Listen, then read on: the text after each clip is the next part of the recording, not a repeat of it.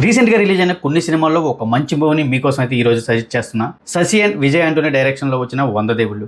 Already వీళ్ళిద్దరు combination లో వచ్చిన బిచ్చగాడు మూవీ ఎంత పెద్ద హిట్ అయిందో తెలుసు. బట్ ఈ మూవీకి ఎందుకు వాళ్ళు పబ్లిసిటీ చేయలేదో నాకైతే అర్థం కాలేదు. మూవీ అయితే సైలెంట్ గా రిలీజ్ అయింది. బట్ మూవీ చూసాక మాత్రం ఒక డిఫరెంట్ ఫీలింగ్ అయితే కలిగింది. మూవీ అయితే నెక్స్ట్ లెవెల్లో ఉంది. మెయిన్లీ మూవీ ఎవరి కోసం అంటే లేడీస్ కానివ్వండి, ఫ్యామిలీ ఆడియన్స్ కానివ్వండి, ఇక వాళ్ళు వీళ్ళని కాదు, ప్రతి ఒక్కరూ ఖచ్చితంగా చూడాల్సిన సినిమాల్లో ఇది ఒకటి. చాలా మంచి సినిమా, మంచి కాన్సెప్ట్. డైరెక్టర్ శశి గారు మంచి లైన్ తీసుకున్నారు. అంటే లేడీస్ కి ఆఫ్టర్ 25 years ఏజ్ లో ఒక భర్త చనిపోతే అప్పటికే వాళ్ళకి 2 పిల్లలు పుట్టుంటే ఎలాంటి ప్రాబ్లమ్స్ ఆ లేడీ సొసైటీలో ఫేస్ చేయాల్సి వస్తుందో అన్న టాపిక్ ని తీసుకున్నారు. అండ్ ఆ తర్వాత తను పెళ్లి చేసుకుందాం అనే టైంకి వాళ్ళ కుమారుడు ఒప్పుకోకపోవడం, ఆ తర్వాత ఆమెకి 42 years వచ్చాక ఆ కుర్రవాడు ఎదిగే కొలిది ఏదైతే సొసైటీలో ఆడవాళ్ళు పడుతున్న ప్రాబ్లమ్స్ చూసి అయితే మా అమ్మ ఖచ్చితంగా పెళ్లి చేసుకోవాలి, తను ఎందుకు అలా ఒంటరిగా ఉండిపోవాలి, తనకంటూ ఒక తోడు ఉండాలి కదా అని చెప్పి తను ఆ తర్వాత పెళ్లి చేద్దాం అనుకుంటే అప్పుడు వాళ్ళమ్మ వచ్చేసి ఈ ఏజ్ లో నేను పెళ్లి చేసుకుంటే నా పిల్లలకి పెళ్లి ఎలా అవుతుందని చెప్పి తను మళ్ళీ చేసుకోనని చెప్పి, అంటే ఈ కాన్ఫ్లిక్ట్ మధ్య ఒక కొడుకు తన తల్లికి ఏ విధంగా పెళ్లి చేశాడు అండ్ ఒక మహిళ